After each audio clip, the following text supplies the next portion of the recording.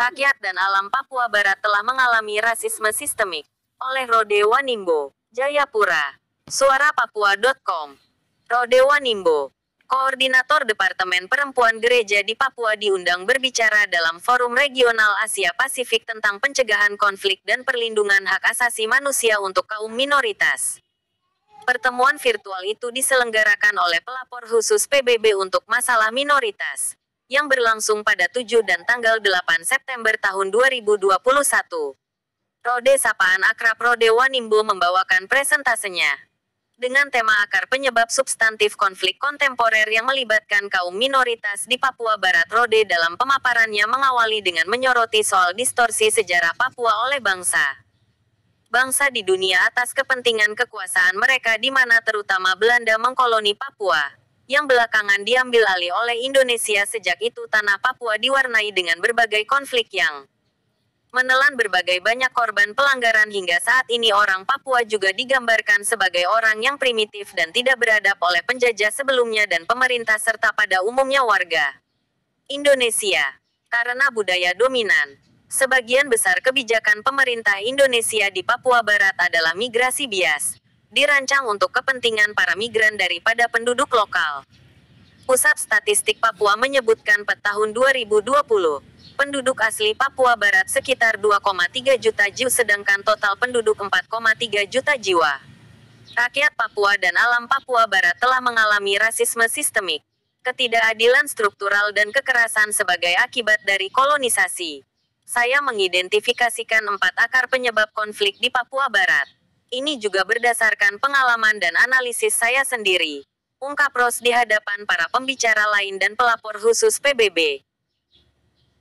4 akar penyebab konflik yang disebutkan Rode diantaranya ada kepentingan ekonomi dan politik untuk eksploitasi sumber daya alam, penggunaan pendekatan keamanan, pola pikir Indonesia yang rasis terhadap orang Papua, dan pembangunan berbasis konsumtif yang berorientasi pada pemenuhan kepentingan kapitalis. Ia mengatakan, soal kepentingan ekonomi dan politik untuk eksploitasi sumber daya alam mengakibatkan konspirasi politik mendorong kepentingan ekonomi yang menyebabkan pelanggaran HAM terhadap hak penentuan nasib sendiri orang Papua Barat. Amerika Serikat menginginkan kekayaan Gunung Nemangkawi, sehingga mereka bersekongkol dengan pemerintah Indonesia untuk mendapatkannya. Gunung Nemangkawi terletak di Tembagapura, di mana Freeport-McMoran, perusahaan yang berbasis di AS, perusahaan pertambangan emas terbesar, telah menjalankan eksploitasi dan ekstraksi. Pemerintah Kennedy memprakarsai perjanjian New York pada tahun 1962 untuk memfasilitasi pengalihan kekuasaan atas Papua Barat dari Belanda ke Indonesia. Pada tahun sebelum proses sanksi PBB untuk menentukan status politik Papua Barat, Freeport-McMoran menandatangani kontrak bisnis dengan pemerintah Indonesia untuk memulai proyek ekstraksi pertambangan. Pada 1969, alih-alih menyelenggarakan referendum umum, pemerintah Indonesia memanipulasi dan mengintimidasi proses aksi pilihan bebas. Itu bertentangan dengan prinsip demokrasi internasional yang menyatakan satu orang satu suara. Sayangnya, untuk menyingkirkan masalah West Papua, prosesnya dicap karet oleh PBB, tugas Ros. Kedua soal penggunaan pendekatan keamanan. Menurutnya, operasi militer di Papua Barat telah berlangsung sejak 1963 hingga saat ini. Setelah aksi politik yang manipulatif, protes dimunculkan dan diadakan dalam berbagai bentuk di berbagai tempat. Untuk membungkam protes dan perlawanan, pemerintah Indonesia mengirim pasukan keamanan yang mengakibatkan pelanggaran HAM besar-besaran di banyak tempat. Sebagai contoh, pada tahun 1977, ada pembunuhan massal di desa saya bernama Kelela. Sekitar 150 orang dikubur hidup-hidup. Banyak perempuan mengalami kekerasan seksual. 2 bibi saya diperkosa oleh anggota Tentara Nasional Indonesia. Petik 2. Pada Desember tahun 2018, terjadi konflik bersenjata antara pasukan keamanan Indonesia dengan Tentara Pembebasan Nasional Papua Barat bernama TPNPB di Nduga, di wilayah dataran tinggi Papua Barat. Konflik ini menyebabkan pengungsian internal IDP ribuan orang, terutama perempuan dan anak-anak. Mereka melarikan diri ke hutan dan daerah sekitarnya. Hingga saat ini, para pengungsi diduga telah hidup dalam ketidakpastian selama 3 tahun. Pendeta Yeremias Zanambani adalah korban sipil ke-10 yang ditembak mati di Intan Jaya, wilayah dataran tinggi lainnya antara Oktober tahun 2019 dan Desember tahun 2021. Di tengah pandemi COVID-19, pemerintah Indonesia telah memaksa warganya sendiri untuk keluar rumah saat melakukan operasi militer. Saya menghabiskan 6 hari di Ilaga, kawasan puncak pada Juli tahun 2021. Di mana orang-orang tinggal di zona perang. Petik 2. Dewan Gereja Papua Barat prihatin dengan anggota pasukan keamanan Indonesia yang terus menggunakan metode peperangan, yang tidak membedakan warga sipil dengan TPNPB selama operasi tersebut. Lebih dari 4.000 pengungsi telah ditampung di wilayah tetangga dan shelter baik gereja maupun kerabat pengungsi. Bagian ketiga soal pola pikir rasis pemerintah Indonesia terhadap orang Papua. Menurut Rode, orang Papua Barat terus dipinggirkan dan distigmatisasi sebagai provokator karena pola pikir rasis.